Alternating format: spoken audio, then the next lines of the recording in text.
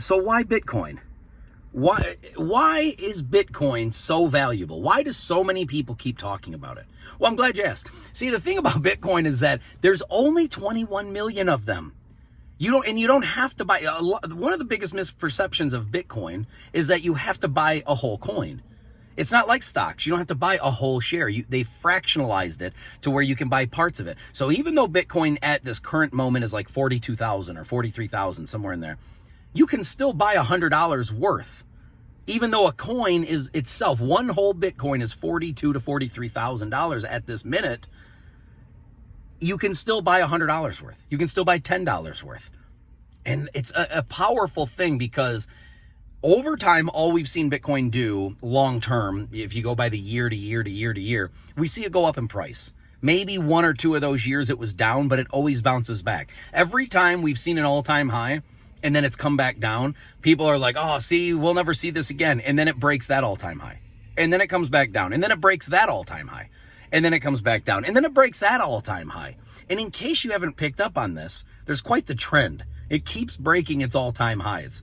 I don't expect that to stop anytime soon, especially when more and more people realize the functionality of this, the scarceness of it, the ability to create wealth for yourself. Do you know how many people have bought Bitcoin or any other crypto for that matter? But Bitcoin, I want to focus on Bitcoin with this one because of its finite supply, because of its decentralization, meaning there is no central banks that can just block you out of it. See, that's the thing. We've seen this happen in Canada and it's happened other places around the world. But just recently when Canada decided to freeze the bank accounts of certain individuals that they didn't agree with, right? The government misaligned, or the people were not aligned politically with what the government wanted, so therefore they froze their bank accounts. Well, do you know who can freeze your Bitcoin bank account? Nobody. Now, if you have Bitcoin on an exchange, like where you're buying and trading and selling, all that, then the exchange can do whatever they want to your account. But here's the beautiful thing. As soon as you buy Bitcoin, if you want to, you can transfer it from the exchange to your own personal cold wallet or a hardware wallet. There's hot wallets and cold wallets. Either way you look at it, when you put your money off of the exchange, when you pull the money out, and I don't mean the money, I mean the coins. If you pull the Bitcoin off the exchange, not cashing it out, I don't mean like you have $1,000 worth of Bitcoin and then you cash it out and get $1,000 back. I'm saying you have $1,000 worth of Bitcoin and then you take the Bitcoin off of the exchange and put it into your hardware wallet. You still have the Bitcoin. It still holds its value. And it's decentralized, so zero people can block you from using it. And so more and more places around the world are now starting to accept Bitcoin. And the reason why this is important is because, well, there's some random weirdo walking around behind me, but yeah, there he goes. Anyway, so I love that guy, by the way.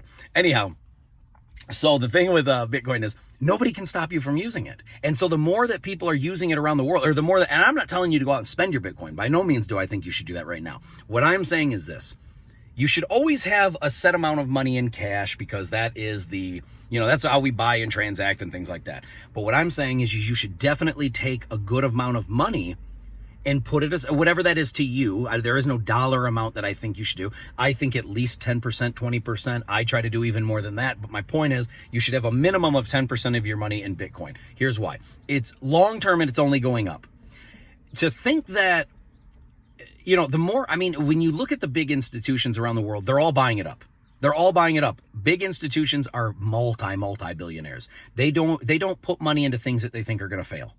They're very smart with their money. They only plan on things that they put money into going up so they can make more money. This is how billionaires become richer and richer and richer. It's not because they blow all their money on stupid stuff.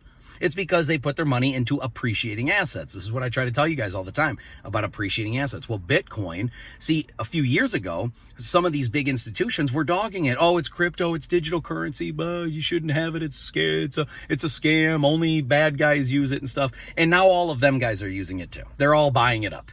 Why? They want to scare you from buying it so the prices are low. When there's less demand, the prices are cheaper. Then the people with a lot of money can buy up a lot more of it. The cheaper it is, the more they can buy. So they scare you, you don't buy it. There's cheaper prices, less demand. They buy it all up. Then they put out a bunch of news articles over and over and over telling you how great it is. And then you go out and buy it. So what I'm trying to do is I'm trying to cut out the nonsense and tell you right now, it is great. Okay, don't believe the nonsense about it not being great. I never said put all of your money into Bitcoin because let's just say something weird, I can't even imagine something happening where you couldn't use Bitcoin. The only thing that would make it to where you could not have your Bitcoin or be able to use it is if you have no access to a computer or the internet or electricity, right? If you have access to these things, you have access to your account, your money. But you got to remember your seed phrases to your wallet because nobody can help you get that money. So it's very important if you are going to buy Bitcoin, if you are going to have some kind of a wallet to keep your crypto in, definitely write down somewhere safe your seed phrases and never give them out to anyone. Except like maybe your wife or your husband, somebody who needs to have that information in case something happens to you. But never tell anybody online, never tell any official, a government agency, a police officer, never tell anyone in authority your seed phrase because that will give them access to your account, which then they can do what they want with it. So never do that. Only do this for yourself. Get yourself some Bitcoin, however much you want, however much you feel is good for you. This isn't like I'm not trying to be a financial advisor here. All I'm telling you is it protects you against the crashes of society, against the crashes of fiat currency, stock market crashes, things like that. Bitcoin is scarce. There's only 21 million ever. There will never be more Bitcoin. So the more you have means the more fractions of the pie, the overall pie. Let's imagine it's one big total pie and it's 20 and you can slice it up into 21 million slices. The more slices you own means the more slices somebody else can't have, which means it automatically creates value because the more people buy it up, the less supply there is, the higher the price goes. And once the world catches on to all this, the whole world, and everyone's out there trying to buy Bitcoin, it's going to be at a price that you can't even really afford to. I mean, you'll be able to buy some, but you'll be able to buy little tiny bits.